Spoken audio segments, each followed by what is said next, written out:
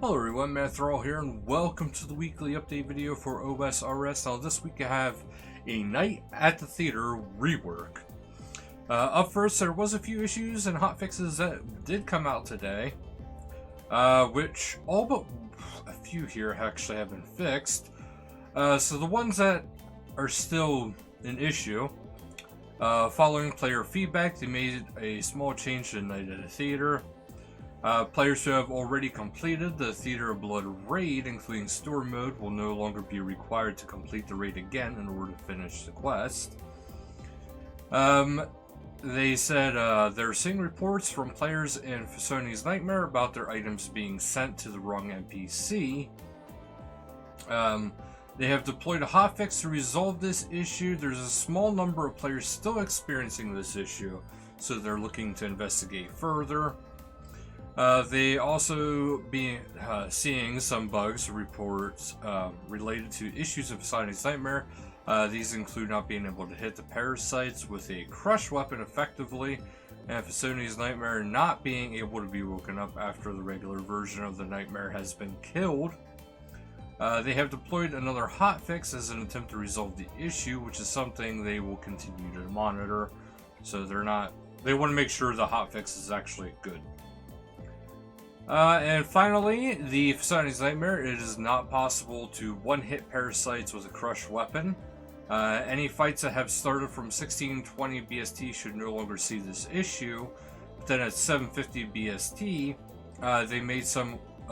they have been made aware that there are a small number of players still reporting this issue is still occurring, so they're going to be launching another investigation on that issue.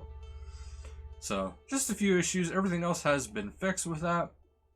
However, in Night at the Theater, so if you already played through it, there's a couple things you should know. Players who have completed the previous version of the quest will still need to complete this version, but won't need to complete the raid itself again.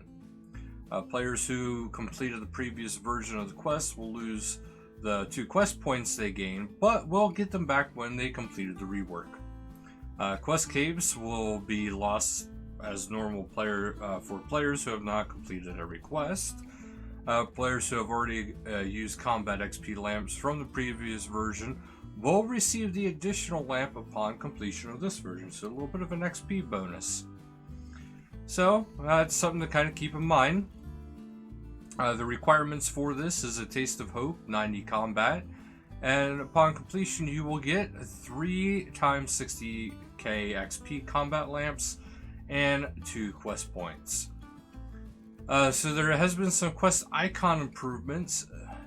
So as you can see here, if you actually hover over it, you can see the name of the quest and if you have started it or not. That's actually rather handy. So combat achievements, there is you'll only fail the task squashing the giant if you're damaged by melee or ranged and don't have the appropriate prayer activated. So they updated the description to reflect that. So as it says here, kill Obar without taking any damage off prayer. So you can still kind of take damage, but you have to be using the same prayer, the right prayer. The task prepared for battle has been renamed to Shiza and Protector, and you'll need to kill Lizardman Shaman in the mulch without being damaged by any of its attacks, except for those purple spawns. Those are actually okay. You can now use Demon Bane weapons on easy tier tasks, not just Arc Light. So greater demon restriction, type restriction. Finish off a greater demon with a Demon Bane weapon. And other changes include Sony's Nightmare and Nightmare kill counts are now combined into 1 big kill count or 1 small kill count. It depends on you. Corrupted Gauntlet completion count for the regular Gauntlet KC tasks, similar to how Sony's KC counts towards the Nightmare task. Fighting as Intended and Fighting as Intended 2 can now be completed on Dead Man Worlds. Perfect tasks within the Theater of Blood will no longer fail once the NPC starts the death animation. The mysterious Anim Offhand is no longer for sale on the Grand Exchange. This item was an error. Okay. Typo's been fixed in the Daganus Supreme Adept and Playing with Lasers task. And here are some potential changes from feedback. So you have kill Bryophyte 10 times, which is medium. Well, 5 times the medium. Kill Obar, which is 10, down to 5. Kill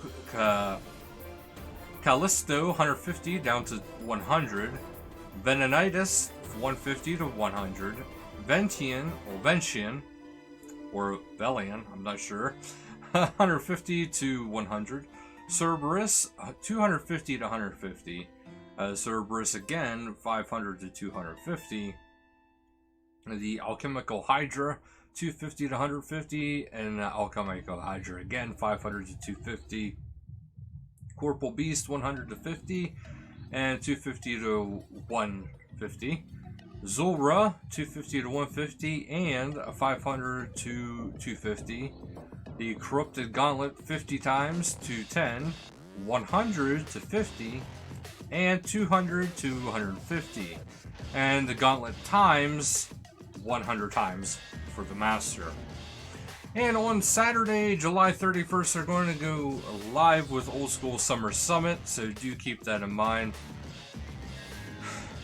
And yes, the whole lockdown pandemic is still kind of creating a little wrench in things for certain things, so do keep that in mind. Anyway, they reckon this is the best way to keep you updated about a more accurate picture of the adventure to come. They look forward to seeing everybody that wants to go Saturday, July 31st on Twitch at 20 BST. As for the PvP World Rota has moved to Period A, 539 US PvP World, 548 Germany High Risk, 577 US Free to Play, and 559 UK LMS. Other news is there's now a shadow indicator before Dawn's White Orb stun lands, giving you more chance to escape her. In the player attack options menu, you are now allow clanmates to be clanmates to attack via left click for those who are that way inclined. Crossing the route in the peak hole near the top of the DK's ladder will no longer clear any pending damage. They fixed that one. The Ammonite crabs are no longer obstructed by their scuttling siblings. Unferth has finally realized Bob has been coming home for food a day early than he used to, so hopefully the information he gives is now more perfect. And that's actually it for this week, guys, so thank you guys so much for watching, and until next time, later, guys.